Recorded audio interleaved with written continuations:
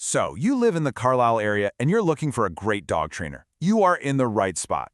We're going to go through everything you need to know to find that perfect person who can help you and your dog build an awesome life together. First, let's just paint a picture. Imagine you're taking a nice, calm walk with your dog along the Letort Spring Run Nature Trail. There's no pulling, no stress, just you two enjoying the day. Or maybe you're downtown, walking past Dickinson College, and your dog is just sitting there politely, totally relaxed with all the people walking by. Believe me, these kinds of moments aren't just a dream. They're totally possible with the right trainer on your team. Okay, so how do we make that happen? Well, the very first step isn't about finding a trainer, actually. It's about you taking a really good look at your dog and figuring out what your goals are. So, just take a second to think about it. What's the main thing you'd love to work on?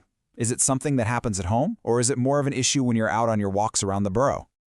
Let's look at some really common goals. I bet some of these look familiar. Maybe it's the leash pulling that just makes walks a nightmare, or the jumping on every single person who walks through your door.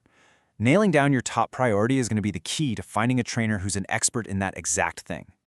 Next up, you got to think about where you want this training to happen.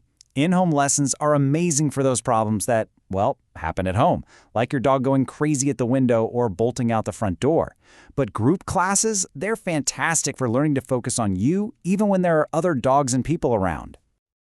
All right, so you've got your goals. You've thought about the format.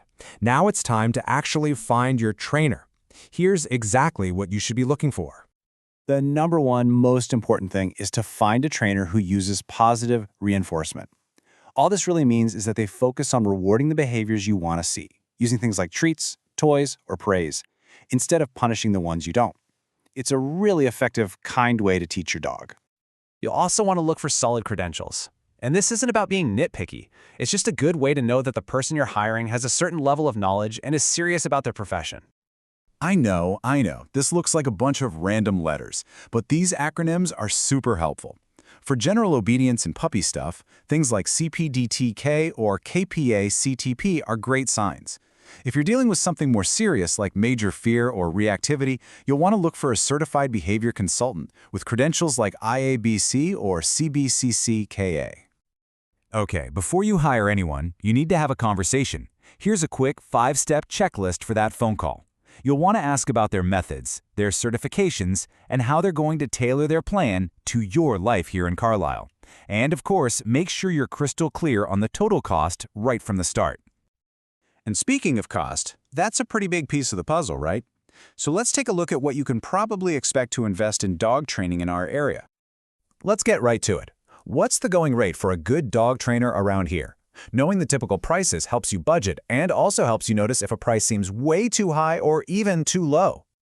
So, looking at the average cost for 2025, you can see a group class that runs for several weeks is usually a couple $100. A single private lesson at your home is often somewhere between $90 and $160.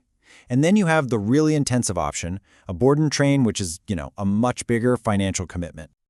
So you've hired your trainer and you've started your lessons. That's awesome, but the work doesn't stop there. Now comes the really important part. Practice, practice, practice.